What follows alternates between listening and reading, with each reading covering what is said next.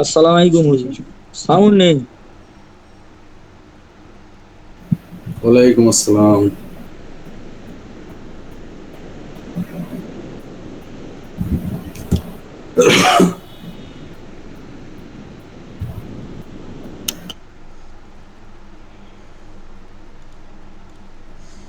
আসসালামু আলাইকুম ওয়া রাহমাতুল্লাহি ওয়া বারাকাতুহু। ওয়ালাইকুম আসসালাম রহমতুল্লাহ বরকাত। আচ্ছা, আজকে আপনার সাউন্ড কেমন শুনতে পাইতেছেন একটু জানাইলে ভালো হয়। মোটামুটি ঠিকই আছে। একটু বাতাসের শব্দ হবে, কারণ হচ্ছে আমার প্রচণ্ড গরম পড়তেছে, তো ফ্যান আসলে ওভাবে কমাইয়া চালানো সম্ভব না কোনোভাবেই। এর জন্য হুম। একটু বাতাসের শব্দ আসে কেন। প্রচণ্ড গরম পড়তেছে, গরমে আসলে অসুস্থ হয়ে যাওয়ার মতন অবস্থা। হ্যাঁ, গরম সব জায়গায়। জি, এর জন্য একটু ফ্যানের শব্দ আসবে, ওটা সমস্যা হবে না। তবে গতকালকে আপনারা একটা ক্লাসের ভিডিও দেখছেন, আর একটা ব্যাচের ভিডিও দিয়েছিলাম, আপনারা দেখছেন কিনা? সেইখানে সাউন্ডটা মনে হয় ঠিক ছিল, তাই না? হ্যাঁ। আমরা ওই যে মাইক্রোফোন এক্সটার্নাল হিসাবে ব্যবহার করতেছি, এক্সটার্নাল ওয়েব ক্যামেরা ব্যবহার করতেছি ল্যাপটপে, যে কারণে সাউন্ডটা ঠিক হইতে পারে।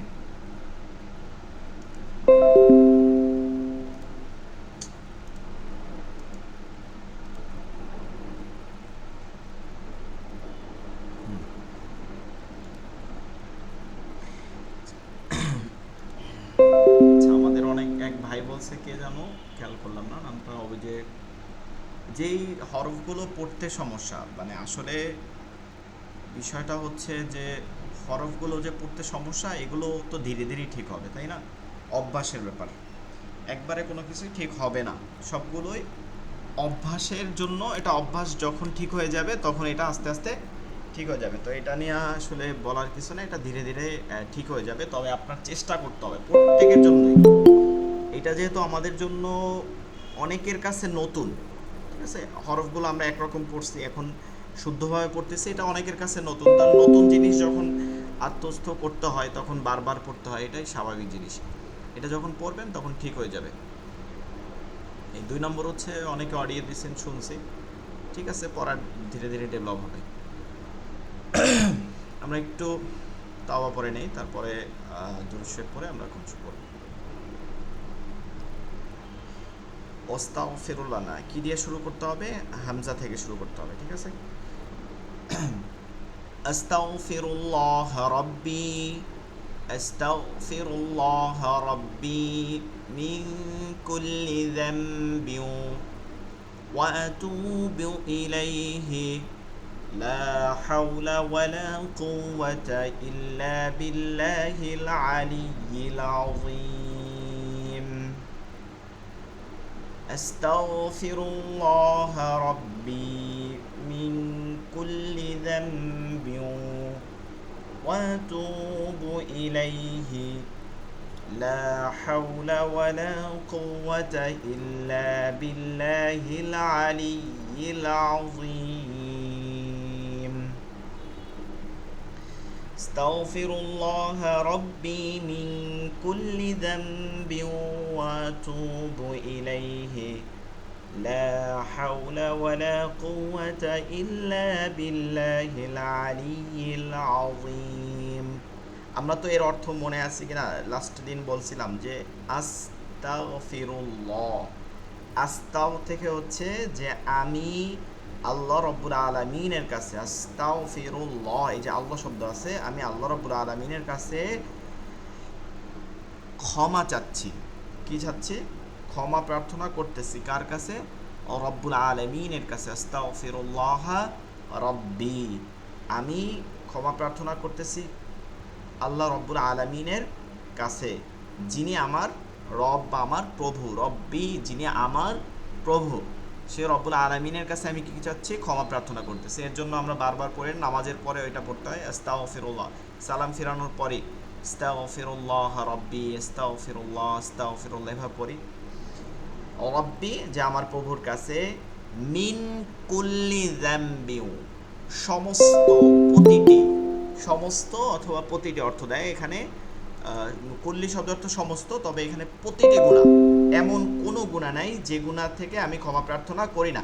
মিন কুল্লি জাম্বিন, জাম্বিন অর্থ হচ্ছে গুনাহ, গুনাহ করা, পাপ করা, সকল পাপ থেকে প্রতিটি পাপের জন্য ওয়া আতুবু ইলাই, ওয়া এবং আমি তার কাছে, মানে আস্তাগফিরুল্লাহ, আমি তাওবা করতেছি, আমি ক্ষমা প্রার্থনা করতেছি, রব্বি আমার রবের কাছে, মিন কুল্লি যামবিন প্রতিটি গুনার জন্য, প্রতিটি পাপের জন্য, ওয়া আতুবু ইলাই এবং আমি তাওবা করতেছি, আমি তার কাছে কি করতেছি, তাওবা করতেছি, আতুবু ইলাই।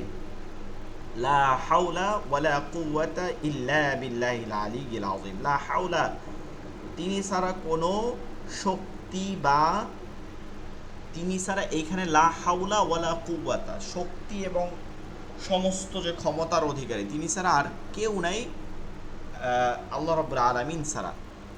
ইল্লা বিল্লাহিল আলিয়্যিল আযীম তিনি সর্বোচ্চ সর্বশ্রেষ্ঠ। এরপরে আল্লাহুম্মা সাল্লি আলা মুহাম্মাদিন ওয়া আলা আলি মুহাম্মাদ কামা সাল্লাইতা আলা ইব্রাহিম ওয়া আলা আলি ইব্রাহিম ইন্নাকা হামিদুম মাজিদ। اللهم بارك على محمد وعلى آل محمد كما باركت على إبراهيم وعلى آل إبراهيم إنك حميد مجيد. أعوذ بالله من الشيطان الرجيم. بسم الله الرحمن الرحيم. رب زدني علما، رب زدني علما، رب زدني علما، رب يسر ولا تعسر وتمم علينا بالخير. رب اشرح لي صدري ويسر لي أمري واحلل عقدة من لساني يفقه قولي. আপনাদের লাস্ট হচ্ছে মাখরাজগুলো পরিপূর্ণভাবে পড়া ছিল, মনে আছে কিনা? 11 থেকে 17 নম্বর মাখরাজের মধ্যে কে পারবেন? 11 থেকে 17 মাখরাজ।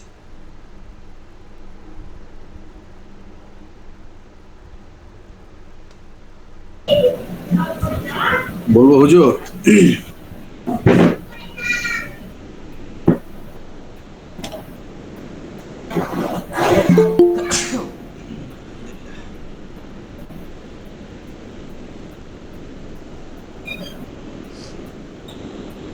জি, সৈয়দ ফজলে আলী বস- ভাই। 11 নম্বর মাখরাজ, জিহ্বার আগা সামনের উপরের দুই দাঁতের গোড়ার সঙ্গে লাগিয়ে ত দাল তা। 12 নম্বর মাখরাজ, জিহ্বার আগা সামনের উপরের দুই দাঁতের সঙ্গে লাগিয়ে জ জাল তা। না, এটা ঠিক আছে, মাখরাজটা ঠিক আছে, কিন্তু জোয়া হবে না, কি হবে?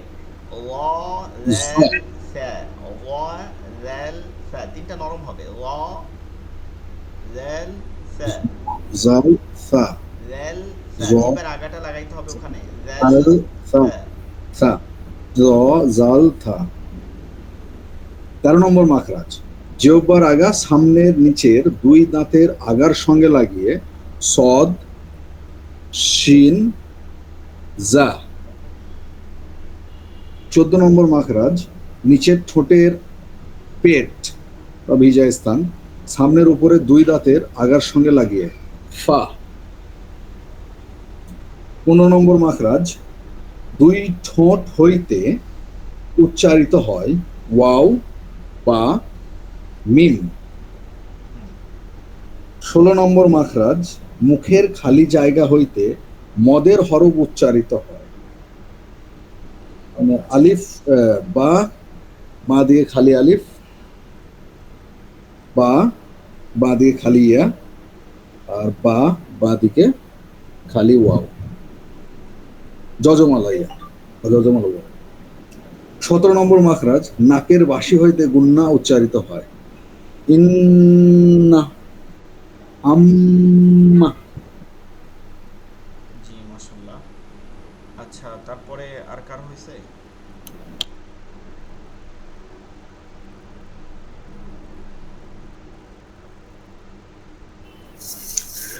জি, আসসালামু আলাইকুম। আসসালাম রহমতুল্লাহ। বিসমিল্লাহির রহমানির রহিম। 11 নম্বর মাখরাজ, জিভের আগা সামনের উপরের দুই দাঁতের গোড়ার সঙ্গে লাগিয়ে। ত, দাল, তা। 12 নম্বর মাখরাজ, জিভের আগা সামনের উপরের দুই দাঁতের আগার সঙ্গে লাগিয়ে। জ, জাল, ফা। 13 নম্বর মাখরাজ, জিহ্বার আগা সামনের নিচের দুই দাঁতের আগার সঙ্গে লাগিয়ে। সদ, সিন, যা। সদ, 14 না, হ্যাঁ, সদ, সদ, সিন, সিন, যা, যা। যা, যা, ঝা, যা, যা, যা, যা। হ্যাঁ, সদ, সিন, যা। হ্যাঁ। 14 নম্বর মাখরাজ, নিচের ঠোঁটের পেট বা ভিজে স্থান সামনের উপরের দুই দাঁতের আগার সঙ্গে লাগিয়ে। ফা। 15 নম্বর মাখরাজ, দুই ঠোঁট হইতে উচ্চারিত হয়। ওয়াও বা মিম। দুই ঠোঁট করিয়া মুখ এক আঙ্গুল পরিমাণ খোলা রাখিয়া ওয়াও উচ্চারিত হয়। দুই ঠোঁটের ভিজা জায়গা হইতে বা উচ্চারিত হয়। দুই ঠোঁটের শুকনো জায়গা হইতে মিম উচ্চারিত হয়। 16 নম্বর মাখরাজ, মুখের খালি জায়গা হইতে মাদের হরফ উচ্চারিত হয়। মাদের জবরের বাম পাশে খালি আলিফ, জেরের বাম পাশে যজমলা ইয়া, পেশের বাম পাশে যজমলা ওয়াও মাদের হরফ। মদের হরফ হইলে ডান দিকের হরকতকে এক আলিফ টেনে পড়তে হয়। বা, বি, বু। 17 নম্বর নাকের বাঁশি হইতে গুন্নাহ উচ্চারিত হয়। আন্না, আম্মা। জি মাশাল্লাহ।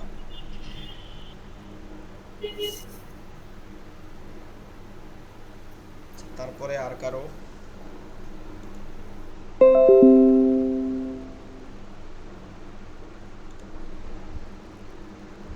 এগুলো আর কারো হয় নাই?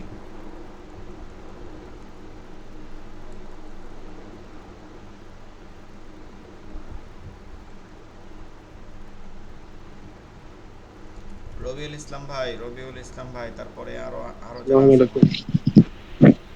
আসসালামু আলাইকুম। ওয়ালাইকুম আসসালাম আসসালামাইকুম। রহমতুল্লাহ। এগুলো অনেক একটু কাঁচা আছে ওই জন্য দিন। জি জি। মাখরাজের ক্ষেত্রে সবাইকে পাকা হইতে হবে, ঠিক আছে? এটা হলো একটা বড় কথা। সবাইকে একদম পাকা হইতে হবে মাখরাজের ক্ষেত্রে, কারণ মাখরাজটা খুবই একটা গুরুত্বপূর্ণ একটা বিষয়, মানে পড়ার ক্ষেত্রে যেটা আমাদের সব থেকে বেশি কাঁচা থাকে মাখরাজে।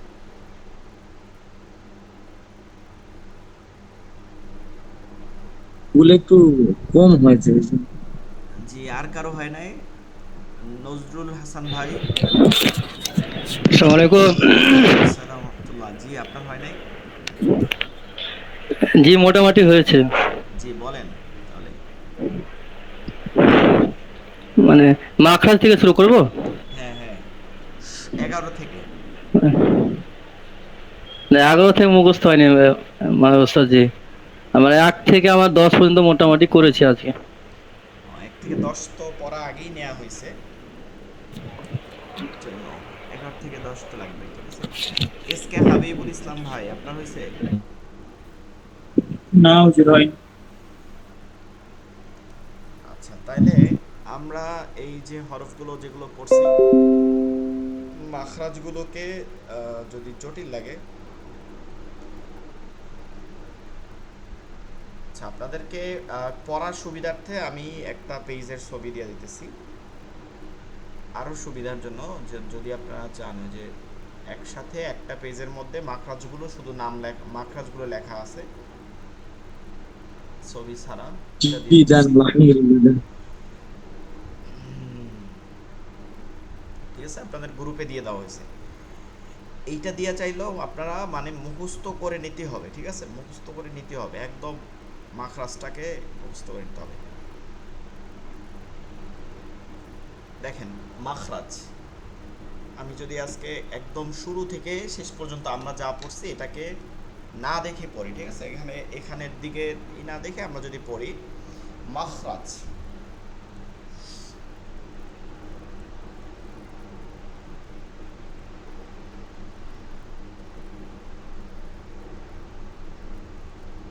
মাখরাজ, মাখরাজ খরজা থেকে, খরজা অর্থ বের হওয়া, মাখরাজ অর্থ বের হওয়ার স্থান। কি বের হয় মাখরাজকে পারিভাষিকভাবে এটাকে কি বোঝায়?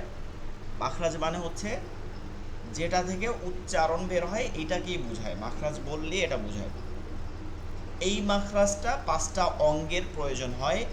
এই 5 অঙ্গকে প্রধানত 5টি মাখরাজ বলা হয়, কিন্তু এটাকে অঙ্গ হিসাবে আমরা এখন পড়লে বুঝতে পারবো এটা অঙ্গ হিসাবে। 5টা কি?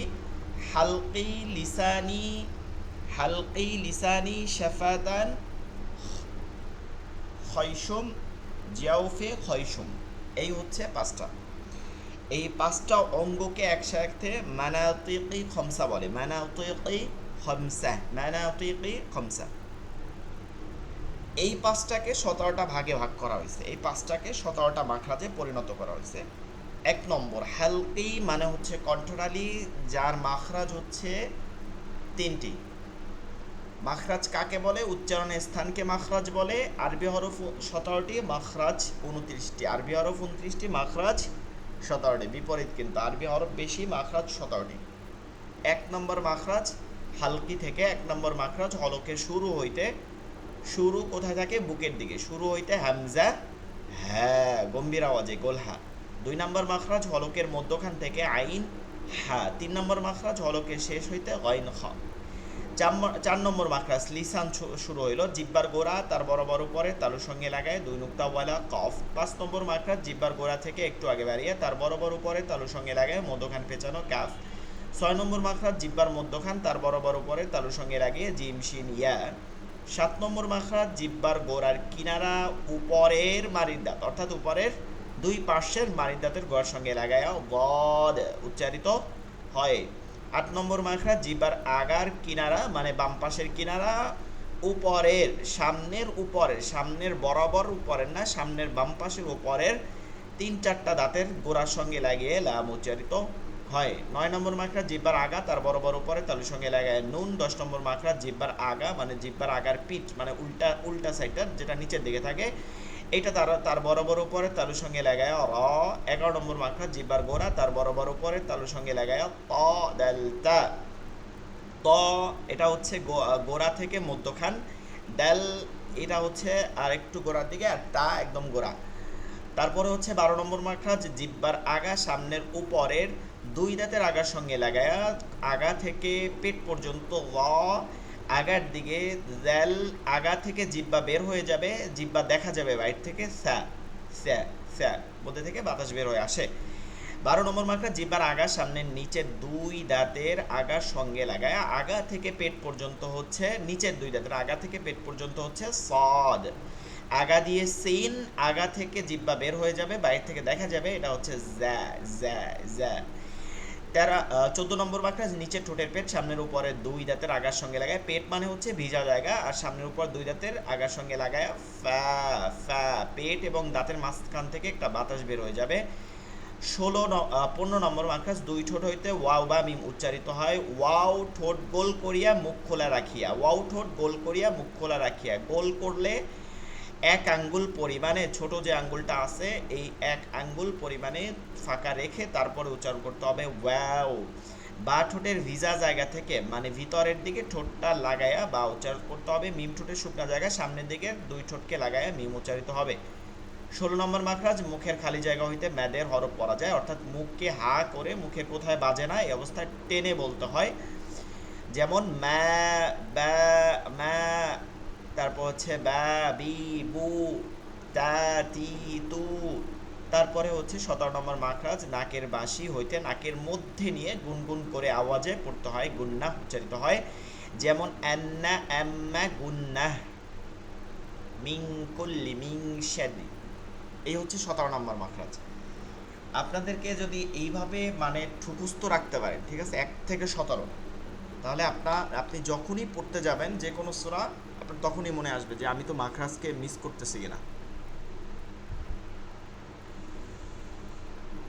আচ্ছা, আপনারা এইটাকে 11 থেকে 17 এখনও যাদের হয় না তারা এটাকে পড়বেন, পড়ে সাথে সাথে এই যে প্র্যাকটিসগুলো একটু বারবার করবেন।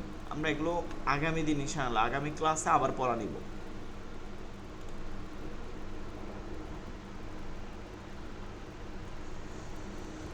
আচ্ছা, আমরা এইবার একটু সামনে এগিয়ে যাই। হরফ থেকে এবার একটু অন্য আলোচনা শুরু হয়ে যায়। মাখরাজ শেষ, হরফ শেষ, হরফের উচ্চারণের ক্লাসগুলো আমাদের শেষ। আজকে সহজ কোরআন শিক্ষা কোর্সের মুরাক্কাব বা যুক্ত বর্ণ লেকচার নাম্বার আচ্ছা আমাদের 8 নম্বর লেকচার নাম্বার।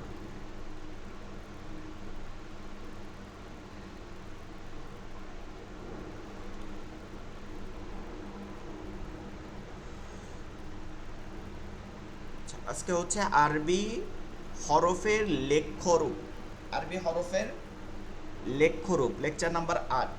আমরা একটা লেকচারের মধ্যে মনে আছে কিনা লেখ্যরূপ লিখছিলাম, সেইটা তো লেখার প্রাথমিক দিক ছিল।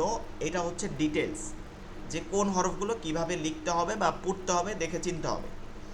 এইটা আপনারা খাতা নিয়ে নিয়ে বারবার হাত ঘুরাই ঘুরাই লেখার চেষ্টা করবেন, লিখলে আপনারা পড়তে সহজ হয়ে যাবে এবং আরবিও লিখতে পারবেন, চাইলে আপনারা আরবি লিখতে পারবেন।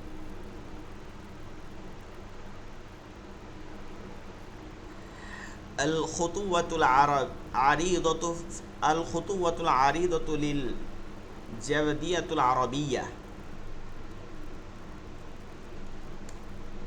আরবি হরফ, আরবি হরফ শব্দের শুরুতে, এই কথাটা প্রথম যেটা আছে এটা একটু ডিটেইলসে বুঝে নেবেন। আমি আপনাদেরকে জুম করে দিতেছি।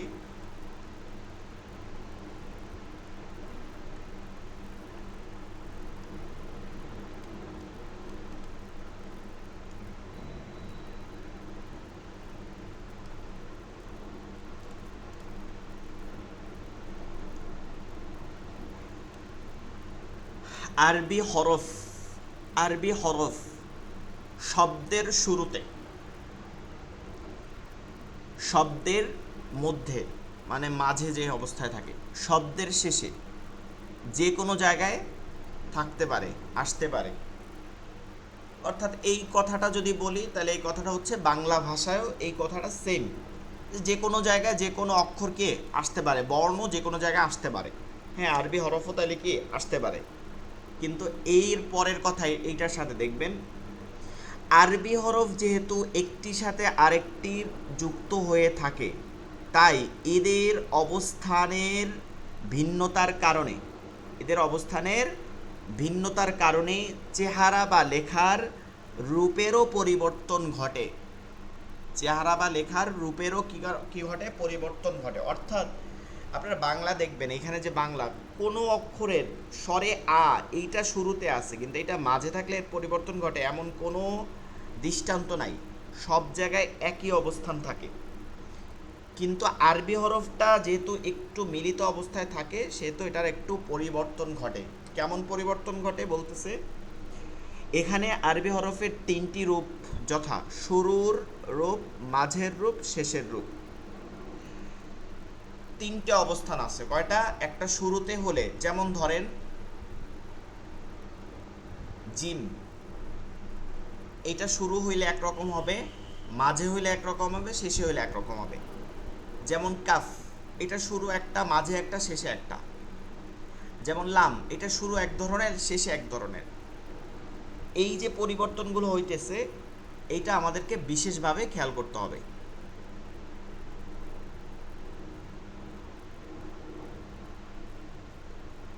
আমরা যদি একটু খেয়াল করি এইখানে ভালো করে এটাকে,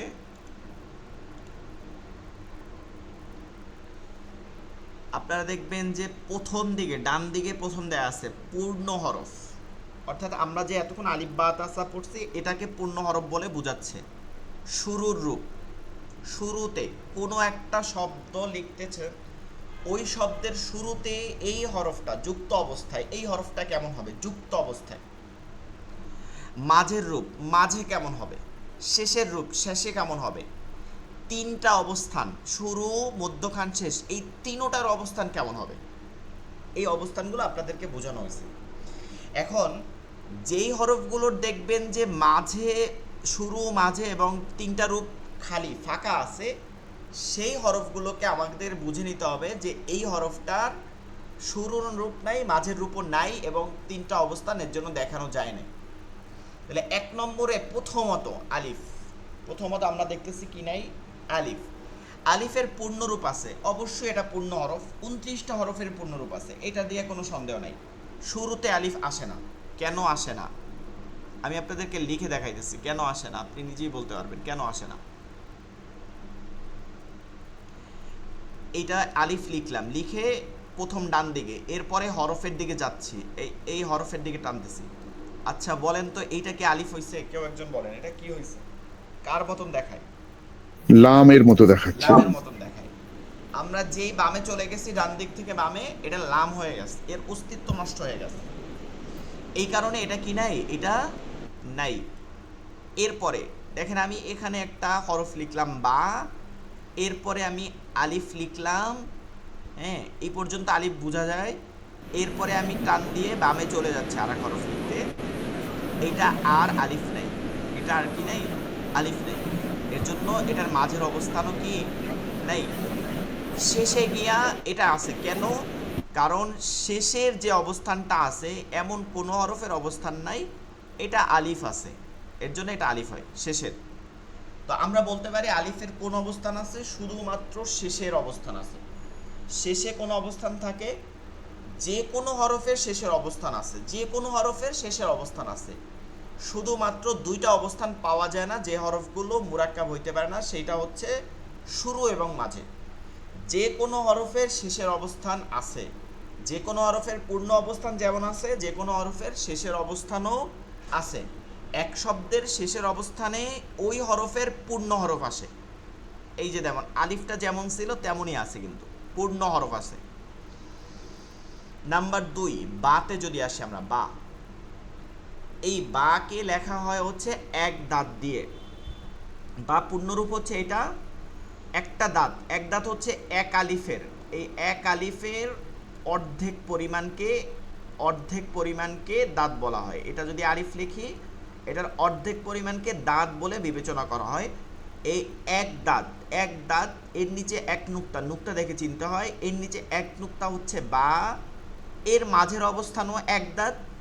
এই যে এটার নিচে এক দাঁত, দুই দিক থেকে দাগ থাকে, দুই দিক থেকে এভাবে দাগ থাকে।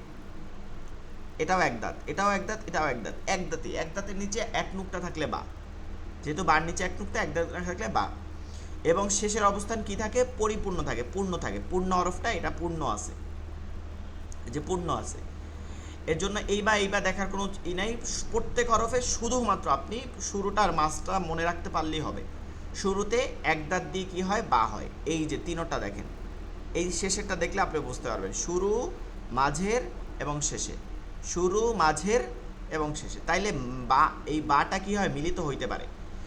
এবার তাতে আসেন, তাও এক দাঁতই হয়, শুধুমাত্র নুক্তার পরিবর্তনে তা চিনতে হয়, সেটা হচ্ছে দুই নুক্তা উপরে থাকে, দুই নুক্তা উপরে থাকে। তাহলে শুরু, মাঝে এবং শেষে পরিপূর্ণ হরফ, যে কোনো হরফের ক্ষেত্রেই পরিপূর্ণ হরফ। সা, এক দাঁতের উপরে 3 নুক্তা থাকে, এটাও এক দাঁতের উপরে 3 নুক্তা থাকে, শুরু, মাঝে এবং শেষে। এখন আমরা একটু সিরিয়াল ভেঙে চলে যাব, ঠিক আছে? সিরিয়ালটা রাখবো না, কারণ হচ্ছে আমাদের একটু আলোচনার অন্য বিষয় আছে।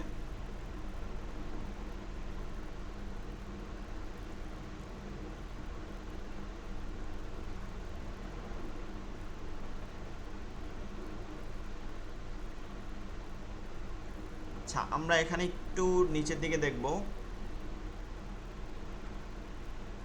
এখানে নুন, প্রথম তিনটা পাইলাম এক দাঁত দিয়ে, বা তা সা।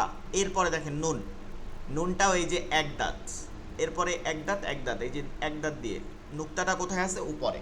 তাহলে নুক্তাটা নিচে থাকলে কি? আমি কিন্তু এখনই জিজ্ঞাসা করবো, লেখা সাদা কাগজে এখানে জিজ্ঞাসা করবো যে কোনটা কি। এক দাঁত যদি নিচে থাকে তাহলে কি? বা। বা। আর উপরে থাকলে কি? নুন। এতটুকু, নুন। শুধু চেঞ্জ এতটুকু, একটা নুক্তা দেখে আপনাকে চিনতে হবে। আমরা যদি একদম শেষে যাই, ইয়া, দেখেন ইয়ার পূর্ণরূপ তো এটা থাকলোই, এটা হচ্ছে পৃথক হরফ বা পূর্ণরূপ। শুরুতে কি আছে? এক দাঁত আছে, নিচে দুই নুক্তা আছে। আচ্ছা বলেন দেখি, কেউ উপরে দুই নুক্তা থাকলে কি হবে? তা। তা হবে। তাহলে নুক্তা, দুই নুক্তা নিচে তাকাইতে হবে। আমাকে কোথায় তাকাইতে হবে? নিচে। নিচে দেখলে, এক দাঁতের নিচে দুই নুক্তা থাকলে ইয়া। ইয়া। এইবার একবারে গুনি, কয়টা হরফ পাইছি? 5টা। এক দাঁত, সব এক দাঁত। এক দাঁতের উপরে এক নুক্তা থাকলে নুন, নুন। এক দাঁতের নিচে এক নুক্তা থাকলে বা, বা। এক দাঁতের উপরে দুই নুক্তা থাকলে তা, তা। এক দাঁতের নিচে দুই নুক্তা থাকলে ইয়া। ইয়া, এক দাঁতের উপরে তিন নুক্তা থাকলে সা। সা। সা। ঠিক আছে? তা। তাহলে 5টা হরফ কি কি? বা, তা, সা, নুন, ইয়া। বা, তা, সা, নুন, ইয়া। এগুলো কয় দাঁত দিয়ে? এক এক দাঁত দিয়ে। দুটি। বা, তা, সা, নুন, ইয়া। বা, তা, সা, নুন, ইয়া। এরপরে আসেন 2 নম্বর, জিমের মাথা দিয়ে অথবা হায়ের মাথা দিয়ে, যেটা বলেন। হা যেহেতু খালি, এটা দিয়ে ধরতে পারেন, অথবা জিম। পূর্ণরূপ হচ্ছে জিম হা খ, এটা আমরা চিনি। এরপরে দ্বিতীয় নম্বর, যেটা প্রথম যে রূপটা আসবে, প্রথম রূপটা, সেটা হচ্ছে যে হায়ের মাথা দিয়ে। সেটা কিভাবে আমরা কলম টানবো? উপর থেকে, লাইনের উপরে যাব, মাঝখান থেকে, একদম লাইনের মাঝখান থেকে এভাবে টানবো, টেনে এই লাইনটাকে এই দিকে নিয়ে আসবো। এই, আপনি কিন্তু একদম হুবাহু আরবি হাতে যেভাবে প্রিন্ট হয় ওভাবে লিখতে পারবেন না, আপনার মতন আপনি লিখবেন। ঠিক আছে? এভাবে আপনি লিখলে হবে। মাঝে কেমন হবে? মাঝে আপনি লাইনটা টেনে নিয়ে আসবেন, এইভাবে টেনে নিয়ে আসবেন, উপর থেকে লাইনটাকে আটকাই দেবেন, এই। এবং শেষে কি করবেন? শেষে আপনার পূর্ণরূপ হইতে হবে। তো শেষে আপনার যে লাইনটা আসতেছে, যে লাইনটা আপনি হরফ লিখতেছেন, ওইটা দিয়েই, হ্যাঁ, ওইটা দিয়েই আপনি কি করবেন? এভাবে টেনে এখান থেকে নিয়ে আসবেন। এটা এক কলমে নিয়ে আসতে হলে কি হবে? ওই লাইনের এই দিক থেকে হরফ টেনে এখান থেকে মিলাই দিবেন। তো তাহলে কয়টা পাইতেছি? একটা। জিম হা খ একই চিহ্ন দ্বারা 3টা হরফ। একটা হচ্ছে যে নুক্তা সারা হা, নুক্তা সারা হা, নিচে এক নুক্তা থাকলে জিম, উপরে এক নুক্তা থাকলে খ। জিম হা খ, এই যে একটা রূপ দেখতেছি, জিম হা খ। জিমের শুরুর রূপ, মাঝের রূপ, শেষের রূপ। শুরুর রূপ, মাঝের রূপ, শেষের রূপ। আপনি চাইলে এটাকে আরও অন্যভাবেও লিখতে পারেন। ঠিক আছে? অন্যভাবেও লিখতে পারেন, যেমন টান দিয়ে আমরা অনেক সময় এভাবেও লিখি, এভাবে। হ্যাঁ, কলমে এটা আরও ভালো হয়, এভাবে লিখি। আপনি চাইলে এভাবেও লিখতে পারেন, এভাবে, শেষেরটা এভাবে, এভাবে গিয়া এভাবে টান দিয়ে নিয়ে আসবেন। তাহলে কয়টা হরফ পাইলাম? 3টা। জিম হা খ, জিম হা খ, জিম হা খ, জিম হা খ। এরপরে আসছে দাল জাল। এইগুলো মুরাক্কাব হয় না, এগুলো মিলিত হয় না। এর জন্য এগুলো কি হয়?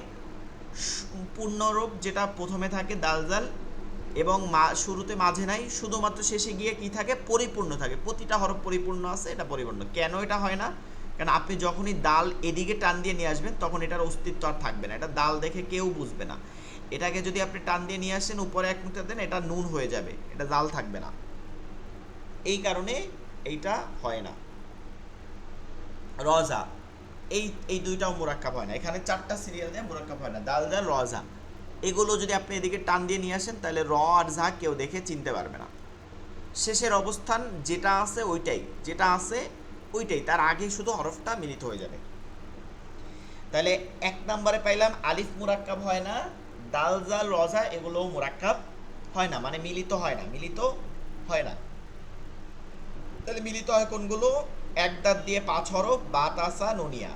আর হয় কি? জিমের মাথা দিয়ে 3 হরফ, জিম হা খ, জিম হা খ, জিম হা খ।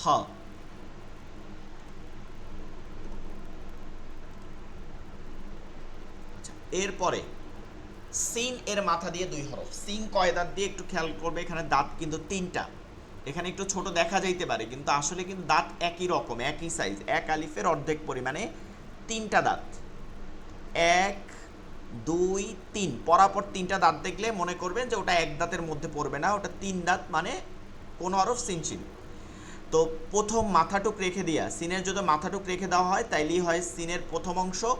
মাঝেও ওই মাথাটুকি রাখা হয়, তার আগের হরফের জন্য এটা মাঝখানে পড়ে যায়, আগে একদিক দিয়ে টান দিয়ে তারপর 3টা দাঁত, সিন সিন। এবার শেষে গিয়ে পরিপূর্ণ হয় এই যে সিন। এখানে 3টা হরফ আছে কিন্তু সিনের, দেখবেন আপনি গুণে, এখানে মাথা আছে 3টা। এইটার উপর 3 নুক্তা থাকলে শিন হয়ে যায়, সিনের উপরে 3 নুক্তা থাকলে শিন হয়ে যায়, আর এক দাঁতের উপর 3 নুক্তা থাকলে সা হয়ে যায়। এক দাঁতের উপর 3 নুক্তা থাকলে সা হয়, আর 3 দাঁতের উপর 3 নুক্তা থাকলে শিন হয়। 3 নুক্তাওয়ালা হরফ আছেই 2টা, একটা হচ্ছে এক দাঁতের উপর 3 নুক্তা সা, 3 দাঁতের উপর 3 নুক্তা শিন। এরপরে সদ্দত। সদ্দত শুধুমাত্র মাথাটুক দেখলেই আপনি চিনতে পারবেন, সদের শুধুমাত্র মাথাটুক রেখে হরফকে করা হয়, সদ এবং দত, সদ এবং দত শুধু মাথাটুক রাখতে হয়। শুরুতে মাথাটুক থাকে, মাঝেও মাথাটুক থাকে, শেষে এই যে 3টা অবস্থান সদ। এর উপর এক টুক থাকলে দত। তজ মুরাক্কাব হয় যেরকম আছে সেরকম, প্রতিটা অবস্থান যেরকম আছে সেরকম, শুধু আগের সাথে মুরাক্কাব ব্রেক দেয়া থাকে। আইন গয়ন একটু খেয়াল করব, আইনের অবস্থান এবং গয়নের অবস্থান। আইন শুরুতে যে পূর্ণ যেটা থাকে সেটা যেরকম লেখে আমরা ওভাবেই থাকে। শুরুতে যে অবস্থানটা থাকে সেটা হচ্ছে আইনের যে প্রথম মাথাটুক আছে এরকম গোল দেয়া, ওইটা থাকে, থাকার পরে অন্য হরফের দিকে চলে যেতে হয় এভাবে। আর মাঝে গিয়া ত্রিভুজ আছে না, ত্রিভুজ, ত্রিভুজ এটা দিয়ে মনে রাখবেন যে আইনের যে ত্রিভুজ আছে, হ্যাঁ ত্রিভুজ, এই ত্রিভুজটাকে আপনি উল্টাই দিতে হবে। ত্রিভুজটা কি করতে হবে? উল্টাই দিতে হবে, ত্রিভুজটা উল্টাই দিতে হবে, এটা হচ্ছে আইন। আর শেষেও গিয়া এই ত্রিভুজ আকারেই লিখবে, ঠিক আছে? কারণ এটা টান দিয়ে লিখতে গেলে এই আইন লেখা যায় না। এই যে শুরুর রূপ, মাঝের রূপ এবং শেষের রূপ দিয়ে দেখবেন। এইটার উপরে এক টুকরা দিয়ে দিলেন, আইনের উপরে এক টুকরা দিয়ে দিলেই গয়ন হয়ে যাবে, এক টুকরা দিয়ে দিলেই গয়ন হয়ে যাবে। যে কোনো জোড়া হরফ শুধু নুক্তা দ্বারা চিহ্নিত করা হয়, যে কোনো জোড়া হরফ শুধু নুক্তা দ্বারা চিহ্নিত করা হয়। আইন গয়ন, এই যে গয়ন। এরপরে আছে ফা কফ। ফা কফটা শুধুমাত্র এক দাঁত যেটা আছে ওইটার মতনই থাকে, শুধু মাথা গোল থাকে, এক দাঁতের মাথা গোল থাকে, এক দাঁতের মাথা গোল থাকে। গোল মাথা হলো হরফ আছে 3টা, ফা কফ ওয়াও। ওয়াও যেহেতু মুরাক্কাব হয় না, এটা নিয়ে আলোচনা নাই। গোল মাথা হলো হরফ 2টা, গোল মাথা হলো হরফ 2টা। শুধু গোল মাথা দেখে আপনি চিনবেন নুক্তা দেখে, গোল মাথা, এই যে গোল মাথাটুকু, ফায়ের মাথাটুকু রেখে দেওয়া হয়েছে, উপরে এক নুক্তা থাকলে ফা, আর উপরে 2 নুক্তা থাকলে কফ, এতটুকু শুধু উপরে 2 নুক্তা। আর আপনি এই যে একটা জিনিস খেয়াল করেন, ফায়ের এটা সোজা আর কফের এটা গোল, এইটা অনেকে মনে করে এরকম, আসলে না, এইটা কিন্তু এটা এই হরফের আলামত না বা আয়াত না, চেনার অংশ না। চেনার অংশ কি? শুধুমাত্র নুক্তা এবং মাথা গোল, এতটুকু। তাহলে ফা এবং কফ, ফা এবং কফ।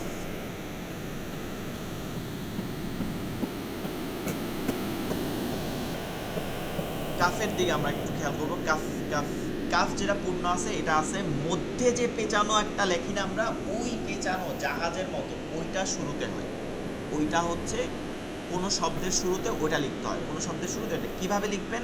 এই দেখেন উপরের দিকে, লাইনের উপরে একদম, লাইনের এই যে মাথা, এখান থেকে শুরু করবেন, কলমটাই ধরবেন, ধরে আপনি বামে চলে আসবেন, বামে লাইনের মাঝখানে চলে আসা আবার ডাইনের দিকে চলে যাবেন, ওই যে লাইন বরাবর আসছিলেন ওই বরাবর চলে গিয়া আবার আপনি বামে নিয়ে আসবেন, ঠিক আছে? কলমটা আপনি বামে নিয়ে আসবেন,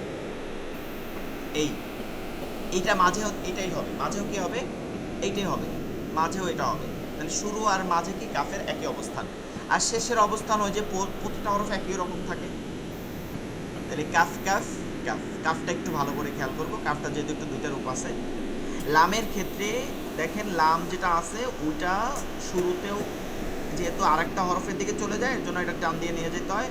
এর আগেও এদিক থাকে, এদিক থাকে এই লাম। লাম এবং আলিফের মধ্যে তফাৎ, লাম এবং আলিফের মধ্যে তফাৎ, এটা একটু বুঝতে হবে। আলিফের কখনো বাম দিক থাকে না, লামের সদা সর্বদা বাম দিক থাকে। তাহলে আমরা আলিফকে চিহ্নিত করব কিভাবে? লাম দিয়া। লামের বাম দিক আছে, যেমন এইটার বাম দিক আছে, প্রতিটা হরফের কি আছে? বাম সাইড দিক আছে, বাম দিকে গেছে। তাহলে বাম দিক থাকলে কি? লাম। আর বাম দিক না থাকলে কি? আলিফ। ডান দিক আছে, ডান দিক আলিফেরও আছে, লামেরও আছে, ওইটা দিয়ে আমরা চিহ্নিত করব না। বাম দিকে যাইতে পারে এমন হরফটা কি? লাম।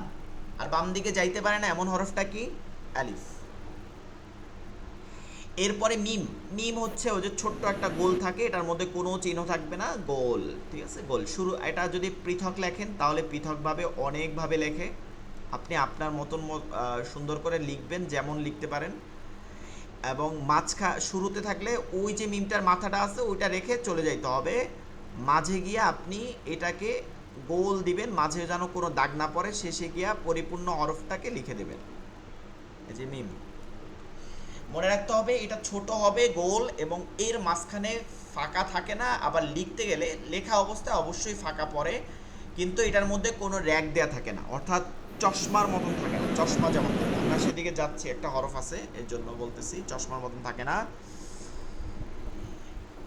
নুন তো আমরা আগেই পড়ছি, একটা দিয়ে 5 হরফের মধ্যে নুন ছিল, আগেই পড়ছি। এরপরে ওয়াও যেটা আছে এইটা কিন্তু ওই যে মুরাক্কাব হয় না, দেখবেন ওয়াও র জায়ের মতন, এর জন্য এটাও মুরাক্কাব হয় না, মিলিত হয় না।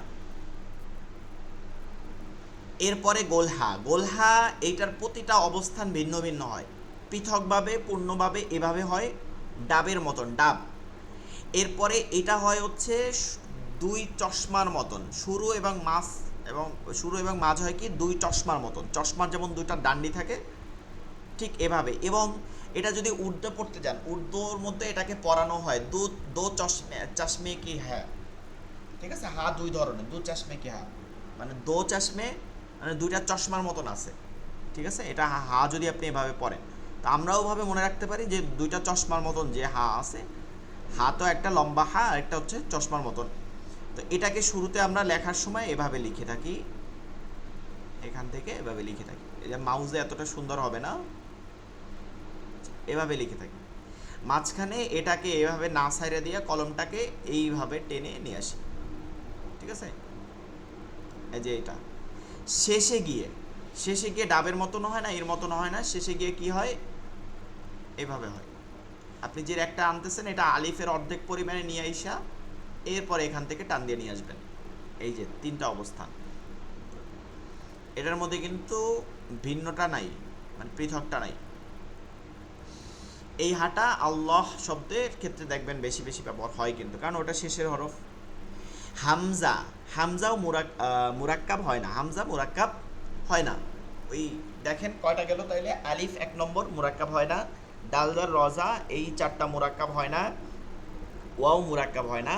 তাহলে 4 1 5, আর ওয়াও হচ্ছে 6, আর হামজা হচ্ছে 7, অর্থাৎ 7টা হরফ মুরাক্কাব হয় না।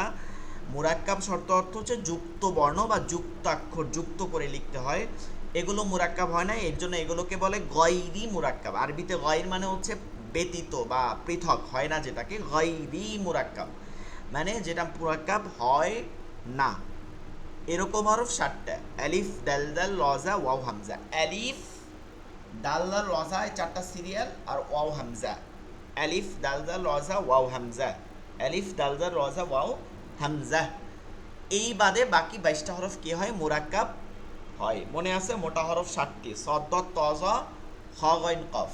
আবার গয়রি মুরাক্কাবের হরফও 7টি, কিন্তু এক না, কিন্তু আলিফ দাল দাল রজা ওয়াও হামজা। চিকন হরফ 22টি, আর মুরাক্কাবের হরফও 22টি। তো হামজা মুরাক্কাব হয় না, তবে মানে ভাষার অলংকার এমন যে আপনি হয় না তারপরও এই সিস্টেম হয় না তারপরও ওই সিস্টেম করা যায়, এমন এইটাই হচ্ছে ভাষার অলংকার। সেটা হচ্ছে যে হামজাকে মুরাক্কাব করা হয় একটা পদ্ধতিতে, সেইটা কি?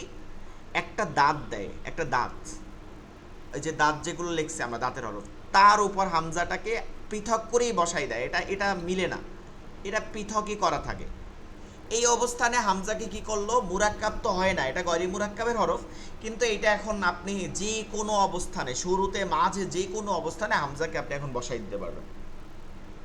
হ্যাঁ, যেমন আপনি মালাইকা শব্দ আছে, মালাইকা ফেরেশতাদের যে শব্দ, ওখানে দেখবেন মিম লাম মধ্যে হামজা, মালাইকাতুন, ঠিক আছে, মিম লাম মধ্যে হামজা আছে। শব্দটা এখানে যেহেতু খালি নাই পেজ, আমি এখানে দেখাইতেছি, দেখেন মিম লাম হামজা কাফ গোলতা, হামজা কাফ, কাফটা এখানে ভাজা আসে নাই, মালাইকাতুন গোলতা হবে, মালাইকাতুন, এভাবে হামজাটা উপরে লিখে দেওয়া হয়।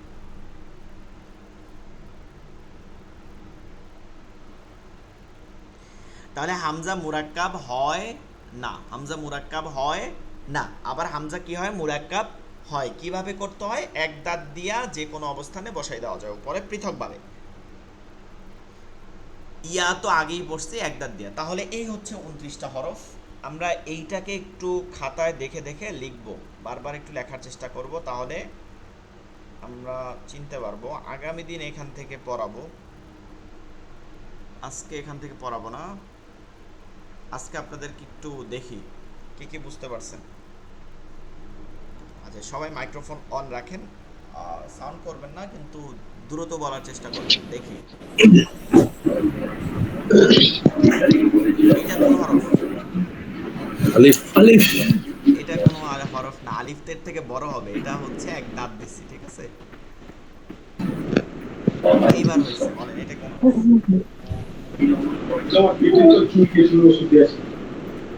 বা। বা বা কই হরফ বুঝতে পারি না। নুন, এটা তা। তা। এটা কোন হরফ?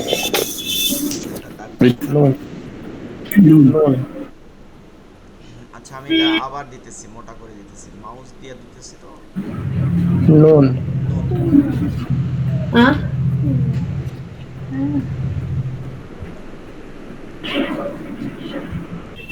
সা সা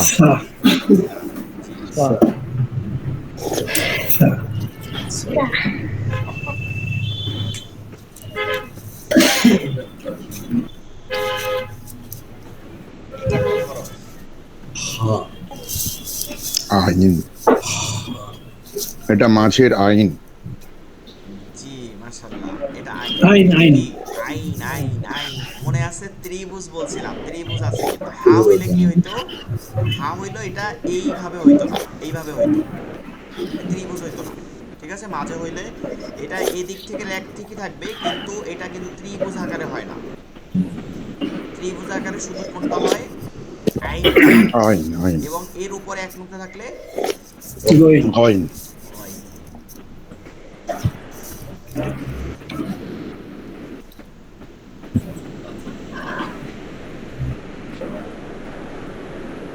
এটা কোন হরফ? কাফ। কাফ। কাফ। জি, মাশাআল্লাহ, অনেকেই বুঝতে পারছেন। এটা কোন হরফ? তাহলে এবার ভাগাভাগি ইয়া। হচ্ছে। ইয়া, ইয়া। মাঝের ইয়া। হ্যাঁ, ইয়া, ইয়া আবার মাঝে বলা লাগে না, মানে ইয়া তো ইয়া। এটা কোন হরফ? শিন। শিন। শিন। জি। আচ্ছা, ঠিক আছে, তাহলে এটা আপনারা কি করবেন, বেশি বেশি এটাকে লিখবেন, লিখবেন। তাহলে এই যে দেখেন, আপনারা সেপারায় পড়ছেন ছোটবেলায়, মনে আছে কিনা, কায়দায় পড়ছেন, কিন্তু এই পদ্ধতিটা কিন্তু পড়েন নাই। আপনারা পড়ছেন, কিন্তু এই পদ্ধতিটা পড়েন নাই। এখন আপনি যে কোনো হাদিসও পড়েন, দোয়াও পড়েন, লিখেন, সব একই পদ্ধতিতে, ঠিক আছে। এখন আপনি দেখেন, এখন আপনারা বলেন, টিক চিহ্ন দিব, একজন করে বলবেন, টিক চিহ্ন দেওয়ার পরে, কারণ সিরিয়াল দিয়ে বলতে দিব না, আপনারা সিরিয়াল দিয়ে বললে মুখস্থ বলতে পারবেন। এইটা কি হরফ?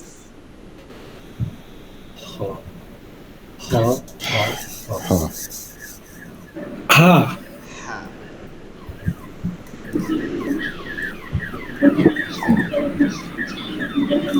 সদ। সদ। গইন গোয়েন কাফ কাফ কফ কফ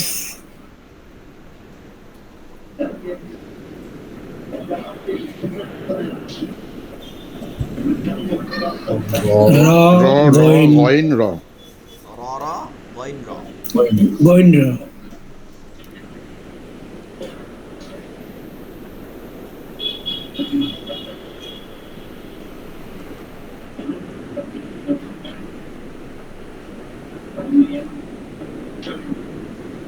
আচ্ছা এইটা বলেন এটা। এটা মিম মিম ত ত মিম মিম মিম মিম নুন নুন মিম মিম মিম। জি মাশাআল্লাহ। মিম তো মিম মিম নুন মিম। জি